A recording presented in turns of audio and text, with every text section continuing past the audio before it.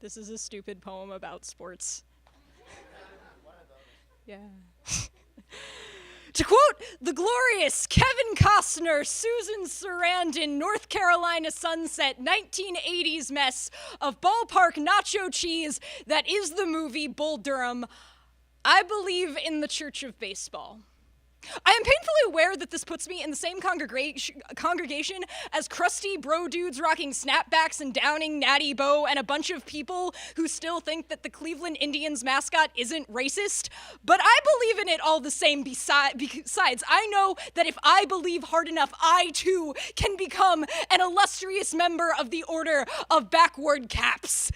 See, I'm the type of person who doesn't think that it's a coincidence that there are 3 members of the Trinity and that baseball is a game of threes. 3 outs, 3 strikes, 3 basemen, 9 innings, 9 positions spread out like a house of leather-handed holy orders. No one believes in God like a baseball fan, after all. Despite losing seasons that would make an atheist out of anyone, you can find the pews in my hometown packed with rally caps on summer Sundays like God had just declared opening day in his heavenly kingdom, and I am as zealous a convert as they come. See, as Walt Whitman once said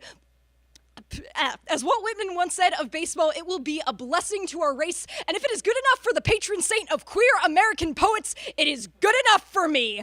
See, I used to think of my lover's smile like a blessing from God, but now I think of it like the shadows stretching between third plate and home on a diamond made out of genuine grass. I've started comparing her voice to a hanging curveball dropping in just the right, comfortable place. Word of advice, you know you're in love when you can use terms like hanging curveball and 2 RBI base hit and throwing error in intimate conversation and are still able to have intimate conversations. Because as much as I want to write about God or love or the nature of the universe or the hollow romanticism of America, sometimes things are just fucking pretty, okay?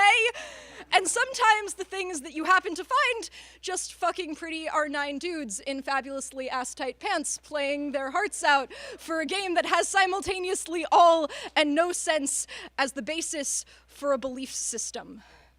Because in this country, we make our gods homegrown. Sometimes we do it with fists, and sometimes we do it with guns, but sometimes we do it with bats exploding like a child's imagination on a balmy afternoon in late August. Don't ever make the mistake of thinking that it means anything. But that doesn't keep it from being beautiful. That doesn't keep me from going out in the shutout of mid-July Baltimore humidity to combust my lungs praying that a couple of guys can get around the bases a few times. Besides, I know plenty of churches who have wasted prayer on worse things. I'm a member of the Church of Baseball. Blessed be its bats, ballparks, and holy bases that Natty Boh, bro tanks, snapbacks, and all. It will be a blessing to us.